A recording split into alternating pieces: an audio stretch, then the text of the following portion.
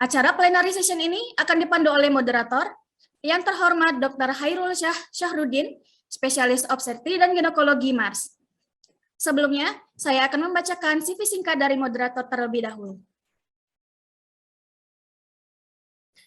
Dr. Hairul Syahrudin menempuh pendidikan spesialis obgyn di FK Unhas Makassar, lulus tahun 1987 dan dilanjutkan dengan Magister Administrasi Rumah Sakit di UI Depok, lulus tahun 1997, tahun 2018 sampai 2020 sebagai anggota Badan Pengawas Rumah Sakit Kemkas RI, tahun 2008 sampai 2021 atau 2022 sebagai dosen S2 FKM UI, Komisi Akreditasi Rumah Sakit UI, mata ajaran Tata Kelola Rumah Sakit atau Tata Kelola Klinis.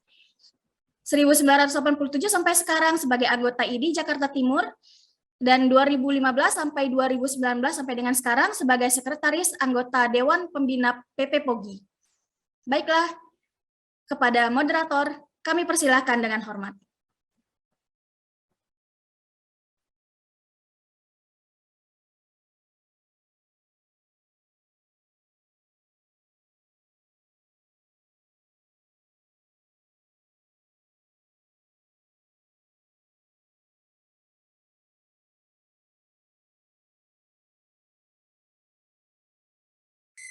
Dokter, masih di mute, dokter?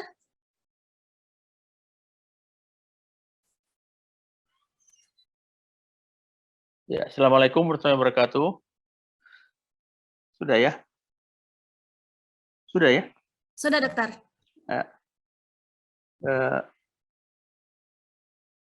Alhamdulillah hari ini kita melakukan satu webinar dalam rangka Medical Studium Generale 2022 dengan judul Etik dan Profesional yang dibacakan oleh dua pembicara. Pembicara pertama tadi sudah dijelaskan adalah Dr. Nurdari SPOG dengan judul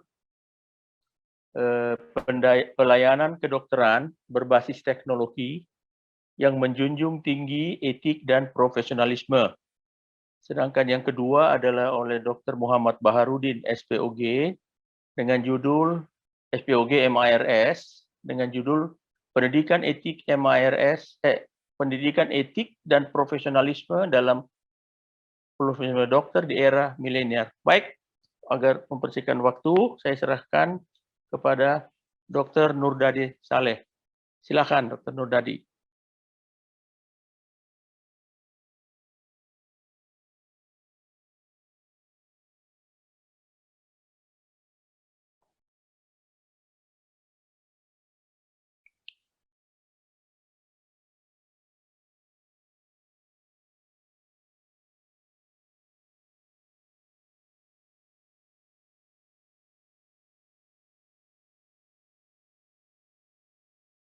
Suara belum kedengaran ya?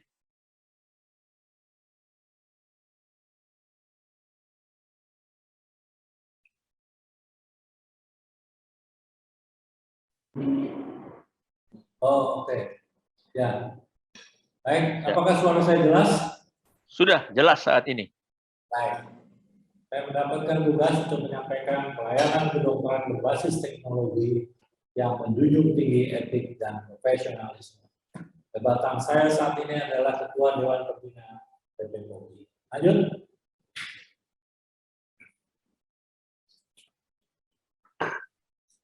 Kita sebelum berbicara pada materi pokok, kita samakan persepsi kita dahulu. Itu istilah etik dibandingkan dengan etika. Etik terkait dengan nilai-nilai moral dan kaidah-kaidah yang luhur dari profesi ini. Sedangkan etika merupakan tata krama, aturan-aturan umum dalam tata pergaulan sehari-hari. Dalam hal ini kiranya lebih tepat dalam kaitan nilai moral dan kaidah-kaidah profesi, kita menggunakan istilah etik, bukan etika. Lanjut. Etik, dia tidak berdiri sendiri, tetapi mempunyai kata majemuk, yaitu profesionalisme menjadi etik dan profesionalisme. Pelanggaran di bidang etik mendapatkan sanksi moral dan atau sanksi sosial.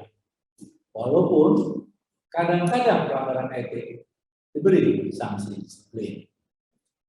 Dan kita semuanya mengerti bahwa etik mempunyai induk pada Kode Etik Kedokteran Indonesia atau KODEKI.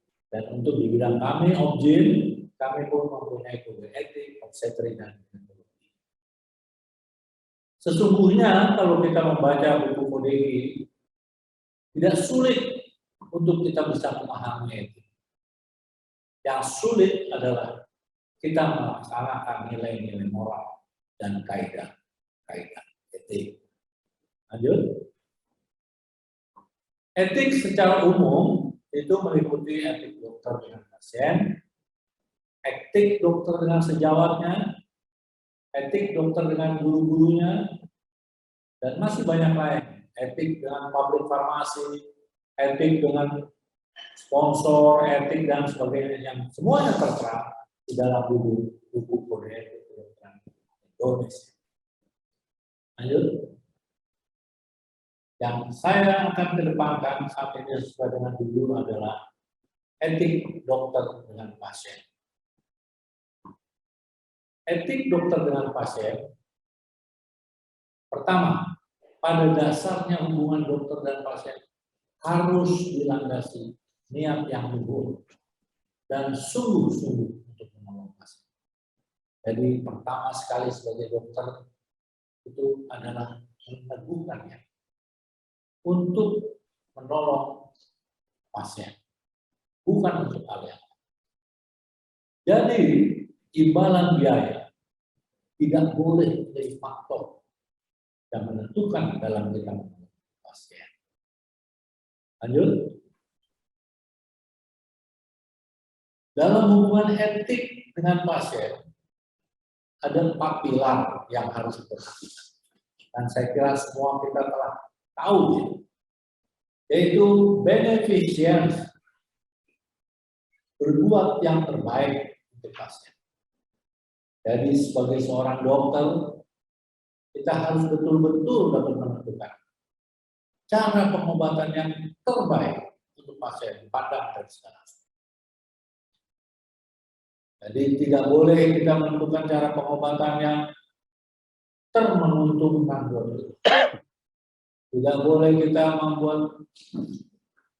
memilih cara pengobatan yang menguntungkan rumah sakit. Tapi kita harus berbuat betul-betul menentukan cara pengobatan yang terbaik untuk dipandang dari segala aspek. Kesehatannya, keamanannya, termasuk biaya. Non-malefficient, tidak merugikan. Kita harus yakin betul bahwa tata cara pengobatan yang akan kita lakukan itu tidak memperburuk dan merugikan pasien. Jadi kalau di dalam era sekarang ini harus tata cara pengobatan kita itu agar tidak malefisien harus berbasis kepada evidence-based. Evidence-based medicine sudah terbukti bahwa dia berguna dan tidak memperburuk dan merugikan pasien. Selanjutnya, hak-hak otonomi pasien harus dari satu cara pengobatan. Sebagai seorang dokter, kita harus memberikan konsen yang lengkap sampai pasien bisa mengerti dan jelas dan berikan kepadanya hak untuk memutuskan. Jadi bukan kita yang menentukan pengobatan, tapi pasienlah. Dan bahkan pasien mempunyai hak untuk menolak pengobatan. Sekali lagi, tentunya semua ini setelah mendapatkan penjelasan yang sangat memadai. Yang terakhir adalah justice. Oh, apa-apa yang kita berikan kepada pasien itu harus tidak bertentangan dengan hukum, dengan peraturan, dan berkeadilan. Seorang dokter harus yakin bahwa apa yang dilakukannya itu legal, tidak bertentangan dengan hukum, dan memperhatikan hak asasi manusia. Lanjut. Seperti saat ini kita ketahui bahwa kemajuan teknologi di bidang industri juga berdampak langsung dan tidak langsung pada kemajuan teknologi pada alat-alat kedokteran kesehatan.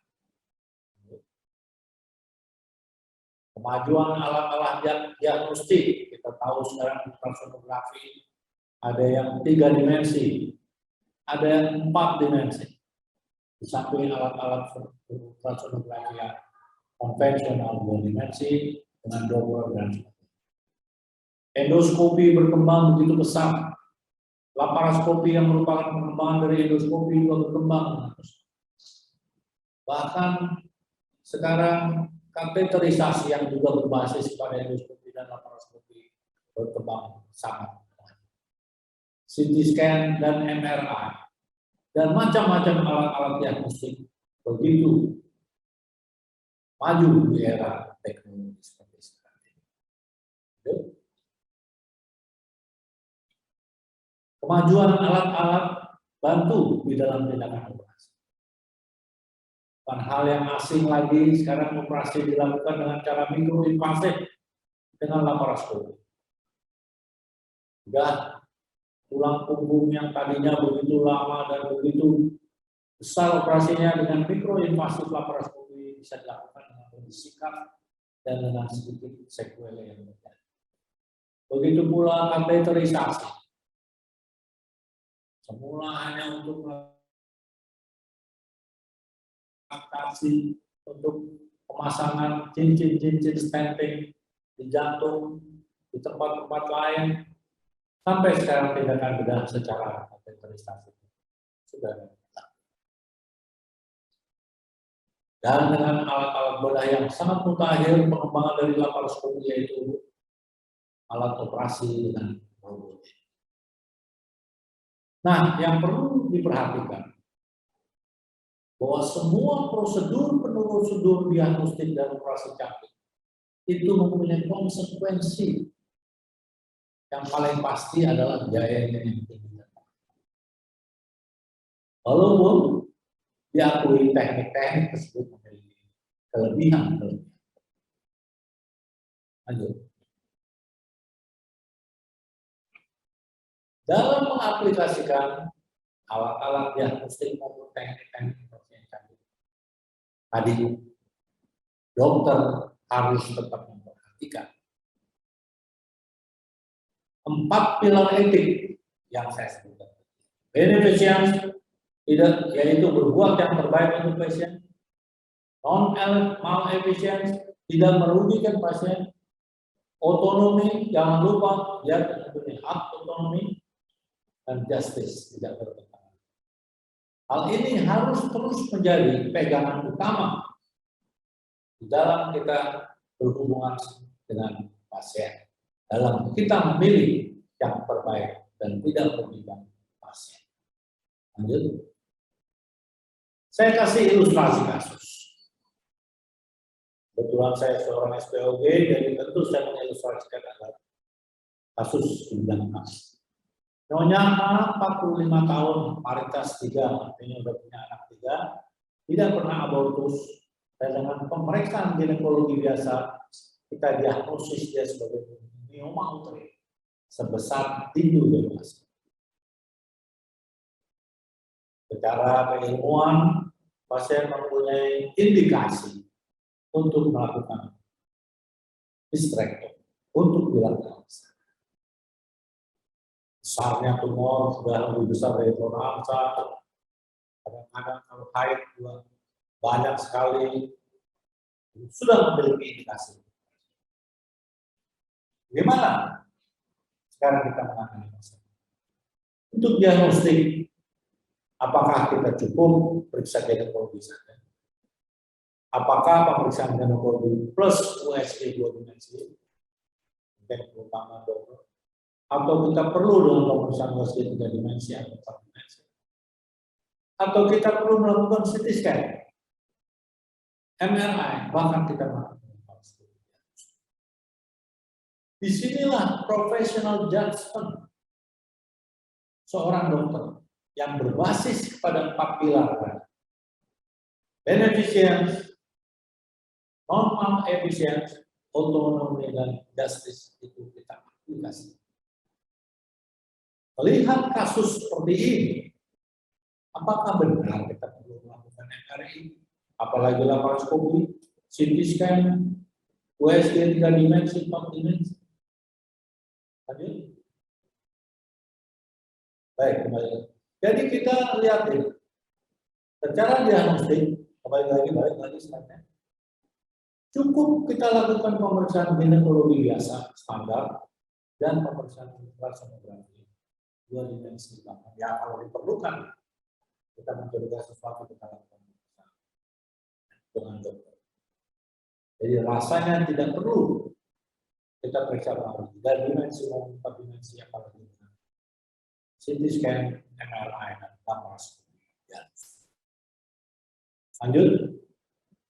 Kemudian setelah diagnosis kita tegakkan. Pasien ini bisa kita lakukan operasi dengan cara laparotomi, bisa kita lakukan operasi dengan bedah laparoskopi, bahkan kita bisa lakukan dengan bedah. Tadi secara etik, kalau kita memperhatikan kaidah-kaidah dasar hubungan dokter dengan pasien di atas, saya biasanya dokter memilih diagnostik untuk pemeriksaan ginekologi secara pasien dengan USG 2 dimensi dan pemilihan tindakan operasi cukup secara laparotomi klasik. Perlu saudara-saudara ketahui, laparotomi klasik dengan distektomi itu tergolong operasi besar. Tapi begitu kita menentukannya dengan bedah laparoskopi, apalagi bedah robotik, maka kategorinya menjadi operasi khusus yang mungkin biayanya akan berlipat-lipat 3-4 kali. Itulah yang saya katakan beneficiency, yaitu memilih yang terbaik dari segala aspek, termasuk dalam hal ini. Karena rasanya kita tidak perlu melakukan ini dengan laparoskopi. Kita sudah tidak memerlukan lagi fungsi-fungsi reproduksi karena usianya sudah 45 tahun, anaknya sudah 3, ya, dan kita tidak perlu lagi mempertahankan. Lanjut. Juga kemajuan di bidang teknologi ini, khususnya di bidang teknologi digital, berdampak pada pelayanan kedokteran. Kalau tadi kita membahas tentang kemajuan teknologi, maka sekarang kita kemajuan teknologi yang lain, yaitu kemajuan di bidang digital. Dan yang marak dan sangat populer saat ini adalah pelayanan kesehatan melalui digital atau lazim disebut dengan telemedicine. Lanjut. Terjemahan bebas dari telemedicine adalah pengobatan jarak jauh. Lanjut. Bagaimana secara etik dan profesionalisme telemedicine? Lanjut. Pada dasarnya, ingat saudara-saudara sekalian, dokter dapat melakukan pengobatan pada pasien harus setelah dia menegakkan diagnosis. Lanjut. Bagaimana dasar-dasar regulasi penegakan diagnosis? Di dalam Undang-Undang Praktek Kedokteran Pasal 29 Tahun 2004 Pasal 35 ini, dokter atau dokter gigi yang telah memiliki surat tanda registrasi mempunyai wewenang melakukan praktek kedokteran sesuai dengan pendidikan dan kompetensi yang dimiliki, yang terdiri dari mewawancarai pasien, memeriksa fisik dan mental. Ya, jadi undang-undangnya harus memeriksa fisik, menentukan pemeriksaan penunjang dan menegakkan diagnosis. Jadi kita lihat di sini bahwa di dalam menegakkan diagnosis itu kita perlu tesis, memeriksa fisik dan mental, dan melakukan pemeriksaan tambahan apabila baru kita menegakkan. Ini adalah amanat undang-undang. Lanjut. Kode Etik Kedokteran Indonesia pasal 2 ayat 3 berbunyi, pengambilan keputusan kedokteran yang profesional sebagaimana dimaksud pada pasal 2 pasal 2-nya, keputusannya harus profesional, dilakukan setelah melakukan pemeriksaan dan penilaian yang teliti terhadap pasien dengan menggunakan standar pedoman pelayanan kedokteran yang telah diakui secara. Jadi dilakukan setelah melakukan pemeriksaan dan penilaian yang teliti. Baru kita mengambil keputusan yang lain disebut sebagai diagnosis. Jadi dua regulasi yang jelas mengharuskan kita melakukan pemeriksaan setelah melakukan analisis sebelum kita mengambil diagnosis. Dan tadi diagnosis ditegakkan setelah analisis, pemeriksaan fisik, dan pemeriksaan apabila lanjut. Kita tahu bahwa pemeriksaan fisik itu terdiri dari 4 hal. Inspeksi, palpasi, perkusi, dan auskultasi. Lanjut. Setelah kita menegakkan diagnosis, baru kita memberikan terapi. Lanjut. Jadi dalam memberikan terapi harus berdasarkan diagnosis. Sedangkan diagnosis harus ditegakkan berdasarkan anamnesis dan sehingga ini saudara-saudara, bukan saya anti kemajuan, tapi telemedicine dalam artian pengobatan jarak tidak sesuai dengan etik dan profesionalisme. Ya, bukan tidak sesuai dengan saya, tapi dengan etik dan profesionalisme yang mempunyai dasar politik dan undang-undang praktek. Telemedicine dengan pasien seharusnya hanya terbatas sebagai informasi dan nasihat medis. Ya, jadi kalau dia tanya, kita memberikan penerangan dan sebagainya. Tapi tidak kita menegakkan diagnosis berdasarkan telemedicine. Lanjut. Ini sesuai juga dengan peraturan Menteri Kesehatan nomor 20 tahun 2019 yang menyatakan telemedicine hanya diperkenankan antara fasilitas pelayanan kesehatan dengan fasilitas pelayanan kesehatan yang lain dan antara dokter dengan. Jadi kalau saudara berada di tempat yang terpencil, saudara melakukan pengobatan atau operasi, saudara mengalami kesulitan, saudara bisa berhubungan dengan center pendidikan saudara, bicara kepada konsultan, saya mengalami kesulitan ini, ada gambar videonya, apa yang saya harus lakukan dan saya temukan ini, atau pengobatan itu digunakan. Jadi bukan antara dokter dengan pasien. Mohon maaf, waktunya lagi 5 menit, Dr. Nurdadi. Ya. Lagi 5 menit. Baik, terima kasih. Cukup. Dan antara dokter dengan dokter. Lanjut. Pada saat sekarang ini ada pandemi COVID, kita tahu itu, dan dalam situasi COVID ini, Menteri Kesehatan mengeluarkan edaran. Jadi levelnya di bawah permen. Kalau tadi permen, jadi ini edaran. Levelnya edaran itu di bawah permen. Yang mengizinkan dan membenarkan prosedur telemedicine sehingga dokter diperkenankan menegakkan diagnosis dan memberikan resep. Lanjut. Izin tersebut dibatasi, saudara sekalian, hanya pada saat pandemi COVID. Bukan untuk seterus-terusnya. Tapi kita lihat saat ini kan semua jadi semacam langkah begitu menggunakan telemedicine. Lanjut. Dan ingat, di dalam edaran tersebut, Menteri Kesehatan mengatakan tanggung jawab pemberian resep dan pengobatan tetap berada pada tangan dokter. Saudara-saudara sekalian, awas, hati-hati. Ini sangat rawan untuk terjadinya penumpukan bila memang terjadi kejadiannya. Lanjut. Perlu jadi harus diperhatikan di dalam kita melakukan telemedicine karena situasi COVID ini, perlu kehati-hatian dalam mendapatkan diagnosis dan memberikan pengobatan kepada pasien dengan cara telemedicine, yaitu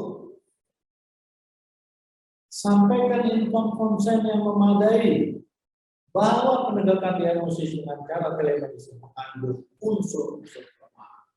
Karena kita tidak memeriksa secara langsung, kita hanya mengoreksi dari data-data yang ada, secara awal analisis dan sebagainya. Sehingga kita harus dibilang bahwa diagnosis yang kami berikan secara ini itu mempunyai unsur. Dan perlu dilakukan langkah-langkah khusus. Apa langkah-langkah khusus itu? Hal tersebut hanya dilakukan terutama kepada pasien yang pernah kita tangani atau bahasa lazim disebut register patient. Sampaikan nasihat apabila dalam tempuhan waktu yang pendek 3 hari, 7 hari tidak ada perbaikan, pasien diminta untuk melakukan pemeriksaan. Dan bila pasien merasa keadaannya tidak baik bahkan buruk, diminta segera datang ke rumah sakit untuk berobat. Lanjut.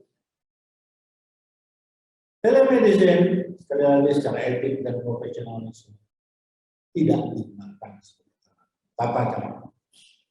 Secara regulasi telemedicine hanya diperkenankan pasientas dengan pasientas dan dokter. Pada situasi COVID seperti saat ini digunakan telemedicine antara dokter dan pasien yang lain akan tetapi tanggung jawab akhir tentang pemberian pengembangan atau resep tetap berada di tangan. 4. Perlu kehati-hatian pada saat dokter mendapat diagnosis dan memberikan resep yang hanya berdasarkan telemedicine. Kesimpulannya, tepat sekali waktu saya, kemajuan teknologi tidaklah harus mengubah etik dan profesionalisme seorang dokter. Yang kedua, dalam hubungan dokter dan pasien tidak pernah boleh kita tinggalkan 4 pilar etik dan profesionalisme yang harus selalu menjadi pegangan yang utama. Dan yang terakhir, ini yang saat ini mulai luntur di era-era seperti sekarang ini sangat luntur. Kita tidak boleh luntur bahwa imbalan biaya tidak boleh menjadi faktor yang menentukan dalam pasien. Terima kasih. Itulah yang dapat saya sampaikan. Wassalamualaikum warahmatullahi wabarakatuh.